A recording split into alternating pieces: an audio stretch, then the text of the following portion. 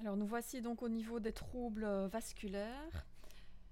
Tout d'abord, donc il y a les troubles vasculaires cérébraux, donc avec quelques spécialités comme praxilène, piracétam avec la spécialité nootropil, qui sont utilisés pour les troubles de la mémoire ou les troubles intellectuels, mais non liés à la démence, donc pas dus à la maladie d'Alzheimer.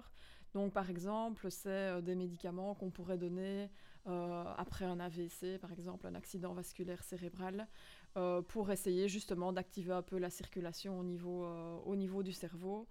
Bon voilà, on essaye ces médicaments-là pendant 2-3 mois. Si on ne voit pas d'efficacité, ben, on arrête. Mais donc retenez que c'est pour les troubles de la mémoire et intellectuels non liés donc, à la démence. Deuxième partie, c'est pour les troubles vasculaires périphériques. Donc là, on va utiliser des substances on dit que ce sont des substances vénotropes et capillarotropes. Donc ça veut dire en fait que ça vient renforcer la paroi des veines et des capillaires. Et donc on va utiliser ces substances-là pour deux indications, c'est les varices et les hémorroïdes. Si vous vous souvenez, l'année passée, on avait vu les hémorroïdes. Donc les hémorroïdes, quand on dit le mot tel quel, c'est les veines qui se trouvent au niveau de la région anale, donc ça tout le monde en a. Mais on peut avoir par contre une crise hémorroïdaire où justement la paroi des veines des hémorroïdes se laisse aller et donc il y a des veines qui grossissent et qui parfois, voire ici l'image à droite, peuvent sortir. Donc on a des hémorroïdes qui peuvent être restés internes, donc comme ici sur la photo, ou au contraire qui peuvent sortir et qui sont externes. Donc ça c'est dû à une insuffisance veineuse, la paroi des veines se laisse aller et donc on a une crise hémorroïdaire. Mais c'est le même système pour les varices au niveau des jambes. Donc les veines au niveau des jambes qui sont censées ramener le sang vers le cœur disposent de petites valves. Je vous mettrai d'ailleurs une vidéo sur les varices qui explique bien ces systèmes de valves. Mais si la paroi des veines n'est pas assez forte, elle se laisse aller et donc les valves ne jouent plus leur rôle d'anti-reflux pour faire en sorte que le sang remonte vers le cœur. Et donc, du coup, il peut y avoir la formation de varices où on voit vraiment, au début, c'est pas directement comme ça, bien sûr, hein, mais au début, il y a ce qu'on appelle les télangiectasies. Donc ça, c'est vraiment de fins petits, de petits serpentins, là, rouge-violet. Et alors, au fur et à mesure, les veines vont vraiment se laisser aller et on voit vraiment, là, c'est une belle varice, un petit serpentin comme ça sinueux à la surface de la jambe. Donc c'est vraiment en surface, c'est sur les veines qui sont superficielles. Donc dans les deux cas, que ce soit varices ou hémorroïdes, c'est dû à une insuffisance veineuse. Alors pour les varices, donc il y a deux catégories de médicaments. La première ici à gauche, c'est toutes les spécialités Péros, donc qui sont avec des PA vénotoniques et capillarotropes. Donc vous avez par exemple l'antistax qui est à base de feuilles de vigne rouge, donc on en reparlera dans le cours de phyto. Il y a la spécialité d'Aflon. Je vous demande de bien retenir les deux PA, donc diosmine et spéridine avec les quantités à l'intérieur parce que c'est une préparation officinale qu'on fait assez souvent pour que ça revienne un peu moins cher que la spécialité d'Aflon. Il y a le réparil, le PA c'est aécine, en fait c'est un PA qui vient d'un arbre, le marronnier d'Inde, donc on en reparlera aussi dans le cours de phyto. Et alors la spécialité Vénoruton. À côté donc de ces médicaments Péros qu'on va prendre, c'est des cures de plusieurs mois pour pouvoir voir un effet. C'est pas après une semaine qu'on va sentir la différence. Mais à côté de ces traitements Péros, donc il y a les traitements ici en usage externe sous forme de gel. Donc il y a soit le Réparil gel ou Alestax qui est aussi donc à base de feuilles de vigne rouge. Un petit truc qu'on peut dire, puisque quand on a des varices, on a une sensation de jambes lourdes, d'œdème, de jambes gonflées, mais ça fait toujours du bien de mettre quelque chose de froid sur les jambes. Donc on peut conseiller à la personne de mettre le gel au frigo. Comme ça, quand elle va le mettre sur ses jambes, non seulement elle aura l'effet donc, vénotonique du PA qui est à l'intérieur, mais l'effet froid va donner une petite vasoconstriction, ce qui est toujours bon pour favoriser le retour veineux. Donc ça se met 2 à 3 fois par jour du bas vers le haut en mouvement circulaire pour vraiment en profiter pour faire un massage, pour faire remonter le sang des pieds vers le haut des cuisses. Alors attention, les médicaments à gauche Péros, d'ailleurs on en avait déjà parlé du Daflon l'année passée, tous ces vénotoniques ici Péros peuvent être également pris comme soit traitement de fond, je veux dire pour éviter une future crise d'hémorroïdes, ou on avait même vu l'année passée le Daflon pouvait être pris pendant une crise d'hémorroïdes à une posologie un peu particulière pour avoir cette action vénotonique. Donc ça peut être pris, les péros peuvent être pris et pour les varices et pour les hémorroïdes. Par contre, les gels qui sont ici, ce n'est bien que pour les varices, donc que pour mettre sur les jambes. Si on veut une crème pour mettre au niveau des hémorroïdes, donc là il faut revoir le cours de l'année passée avec les crèmes qui sont soit à base de cortico ou sans cortico en fonction de si les hémorroïdes saignent ou pas. Alors, à côté de ces médicaments, il y a aussi ce qu'on appelle donc les bas varices, les bas de contention. Donc ici, c'est un exemple de marque, la marque Botta. Normalement, ici, l'année passée, on aurait pu suivre une formation SSPF justement sur les bas de contention et la suffisance veineuse, bon, qui a été annulée. Apparemment, ils ont refait la formation en e-learning. Donc ici, j'ai envoyé un mail pour voir si on pouvait y avoir accès. Donc ça, je vous tiendrai au courant. Ça, vous verrez un petit peu tous les différents types de bas, parce qu'il y en a énormément. Donc ça, je vous tiendrai au courant. Mais à côté de ça, à côté de ces traitements-là, il faut toujours penser aux mesures hygiéno-diététiques. Donc ceci ne viendra pas juste régler le problème. La suffisance veineuse, voilà, il y en a qui sont plus à risque. Hein. Si dans la famille, je sais pas moi, votre maman a des varices, bah, vous êtes plus à risque d'en avoir.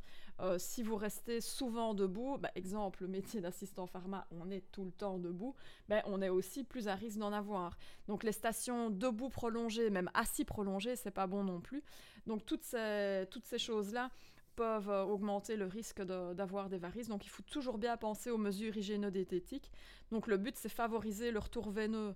Donc si par exemple on est tout le temps debout à la pharmacie, ben, il faut de temps en temps un petit peu marcher, faire des allers-retours, ou si on est statique, ben, faire des mouvements de flexion de la cheville. Rien que ça va aider un petit peu le retour veineux. Pareil, quand on est assis toute la journée au cours par exemple, ben, faire un mouvement de rotation des chevilles, ça peut être très bien aussi. Et ne pas rester tout le temps les jambes croisées sans bouger, ça c'est vraiment très mauvais. Quand on rentre le soir chez soi, par exemple, après une journée à la pharmacie, là, entièrement debout, ben on peut déjà surélever aussi les jambes pour favoriser le retour veineux. Et lors de la douche, c'est favoriser, plutôt une douche froide, en tout cas à la fin terminée par un jet d'eau froide, qu'on peut venir faire aller de la cheville vers la cuisse, donc vraiment faire un mouvement de bas en haut, pour favoriser le retour veineux. Bon, bien sûr, faire du sport à côté, le fait de faire du sport, ça va tonifier les veines, donc ça va éviter la suffisance veineuse. Voilà, c'est toutes des petites choses, donc les mesures hygiéno-diététiques, toujours important d'y penser.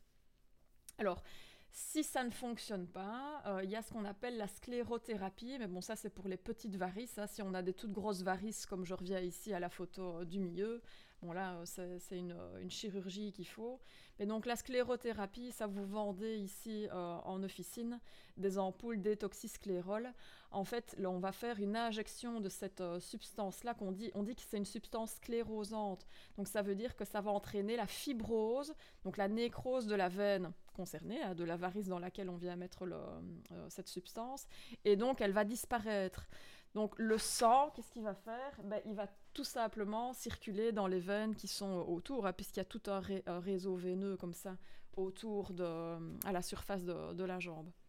Mais bien sûr, si on ne change pas son mode de vie à côté, les varices vont apparaître sur les veines qui sont aux alentours. Donc toujours bien penser aux mesures hygiéno-diététiques. C'est pas parce qu'on se fait opérer qu'on n'aura plus de varices, ou c'est pas parce qu'on fait une sclérothérapie qu'on n'aura plus de varices. Alors, j'arrive aux thromboses. Donc thrombose, ça veut dire formation d'un caillot. Donc la formation d'un caillot, elle peut se faire à plein d'endroits différents, donc d'une part dans des veines ou dans des artères. Alors d'abord, la formation de caillots au niveau des veines.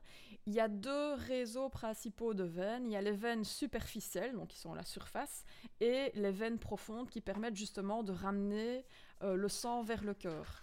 Donc si on a une thrombose superficielle, c'est pas quelque chose de grave, voilà, ça va se résorber, on peut prendre un petit traitement anti-inflammatoire, mais c'est pas une urgence médicale. Par contre, une thrombose veineuse profonde, là c'est quelque chose qui peut devenir grave, c'est une urgence médicale parce que le caillot qui est dans les veines profondes, mais qu'est-ce qu'il peut faire? Il peut se détacher et donc aller vers le cœur et continuer sa route et il va aller au niveau des poumons et faire ce qu'on appelle une embolie pulmonaire et la personne peut en mourir. Il y a un site ici qu'il faudra aller voir sur internet, thrombosiscare.be. Je vous montre juste ici. Quand vous êtes donc thrombosiscare.be sur la première page, si je le mettais en français, ce serait peut-être mieux. Voilà. Il y a ici des petites vidéos. Donc vous allez sur la thrombose veineuse et vous avez justement 3 petites vidéos qui sont très bien faites, qui expliquent bien la différence entre une thrombose veineuse superficielle, une profonde et la complication avec l'embolie pulmonaire. Donc ça, allez bien revoir ces vidéos. Alors, donc j'ai dit, le caillot peut se former soit dans des veines, soit dans des artères, mais de nouveau, au niveau des artères, ça peut arriver à différents endroits. Exemple, il peut y avoir un caillot au niveau d'une artère coronaire, donc qui apporte l'oxygène au cœur, mais ça peut provoquer un infarctus, donc de nouveau, la personne peut en mourir. Le caillot peut aller au niveau d'une artère, au niveau du cerveau, et donc là, ça va donner ce qu'on appelle un AVC, un accident vasculaire cérébral. Donc ça, il y aura un lien aussi pour une vidéo cas concret où on voit une personne donc, qui souffre d'un AVC. Et alors, il y a une petite fiche SSPF que j'ai repris ici en dessous. Donc quand il y a un caillot qui vient se mettre au niveau du cerveau, donc c'est une urgence médicale, il faut le plus vite possible aller détruire ce petit caillot pour que la circulation puisse se refaire à nouveau, pour éviter d'avoir des séquelles, parce que vous verrez que très souvent, donc on a... en fonction de l'endroit du cerveau où le caillot s'est mis, ben on aura la moitié du corps qui peut être paralysé si justement on n'a pas été assez vite à l'hôpital. Donc pour éviter tout ça, oui, donc il faut aller au plus vite à l'hôpital, c'est pas ça que je voulais dire. Donc ici, avec la fiche SSPF, il y a ce qu'on appelle les AIT. AIT, vous le verrez dans la vidéo, ça veut dire accident ischémique transitoire. Donc c'est aussi la formation d'un caillot, aussi au niveau du cerveau, mais comme son nom l'indique, qui est transitoire. Donc ça veut dire que le caillot va se liser, va se détruire tout seul, et la circulation va se refaire toute seule. Mais la personne qui a un AIT va ressentir, pendant le moment où le caillot est là, va ressentir des symptômes.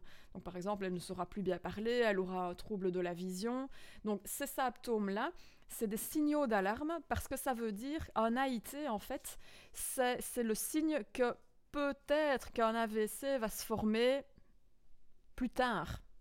Et donc, mais toute personne qui a eu des symptômes d'un AIT doit aller à l'hôpital pour voir si justement elle n'est pas à risque de faire un AVC qui sera beaucoup plus grave puisque là, le caillot ne va pas se résorber tout seul et ça peut avoir des conséquences très graves. Ça, donc retenez ici des symptômes d'un AIT, donc troubles visuels, troubles du langage, déficits sensitifs et ou moteurs unilatéraux, par exemple la personne a du mal à bouger un des deux bras, et donc ici j'ai bien mis, c'est en rouge ici, c'est important, donc l'AIT est un syndrome de menace pour le cerveau. Tout AIT doit être rapidement exploré, donc il faut aller à l'hôpital. Sa prise en charge est une urgence car il annonce un AVC dans un délai imprévisible. Donc l'hospitalisation est de règle. Mais donc vous verrez dans la vidéo, on explique bien la différence entre un AIT et un AVC. Donc voilà pour les troubles vasculaires. Alors on va reparler ici des thromboses dans le chapitre suivant puisqu'on va voir les médicaments antithrombotiques. Donc ça veut dire les médicaments qui empêchent la formation de caillots et donc qui vont par définition fluidifier le sang. Et donc c'est des médicaments qu'on va prendre par exemple si on a fait justement un AVC ou si on a fait un infarctus pour éviter d'en refaire.